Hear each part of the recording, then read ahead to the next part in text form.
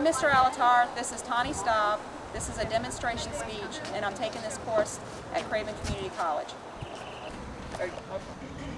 Alright, today I'm going to demonstrate to you how I take care of my lawn and my new flowers. A couple of weeks ago, we had Carolina Home and Garden come out and help me to re-landscape my yard.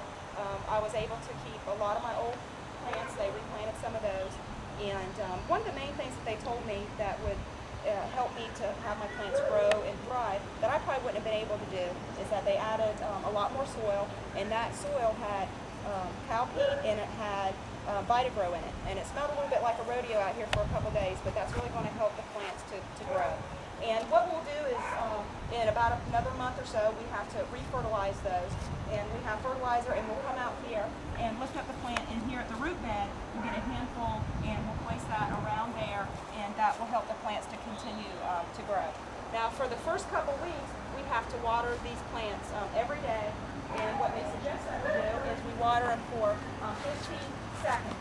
So what we do is we bring the water hose to the root of the plant, and we're going to hold that down there counting to 15. And then we move on to the next plant.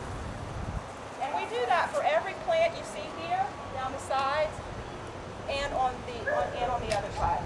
And that takes us probably about an hour to do, and we usually do it at night. We've been lucky the last couple of days it's been raining, so I haven't had to do it. But usually we do it first thing, and it's usually hot and humid in this area, so they're really, really thirsty for it when we get done. Now we did have some sod laid out here too in some of the dry patches out towards the road and on the other side. So it's real important that we water that too. According to research from people and things that we've looked at, the main thing to get our yard to grow and thrive is plenty of water.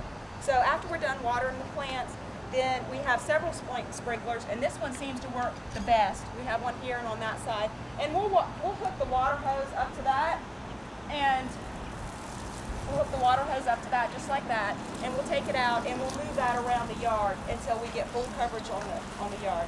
Now for the trees, they need a little bit more water than the rest of the plants, so we'll usually just lay the water hose on the plant root and let that sit there for 15 to 20 minutes. Now that our initial 2 weeks are over with, so what they did that was really cool is they installed an irrigation system to this.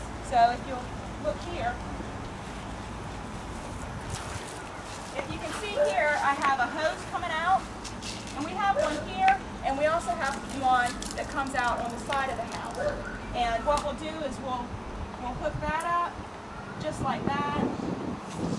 The water is on, and then what you'll see is that there is this hose is big, and water will flow to every one of these plants. There's smaller diameter hoses that go to the smaller plants and bigger diameter hoses that go to the bigger plants.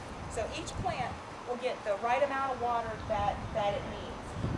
So now that we're done with the watering, the only thing I have to do is clip them back.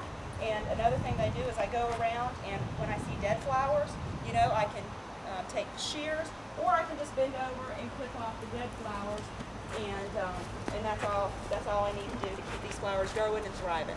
So next summer, when these plants start to bloom, everything will look beautiful, and I'll have a beautiful yard. Thank you for watching my demonstration.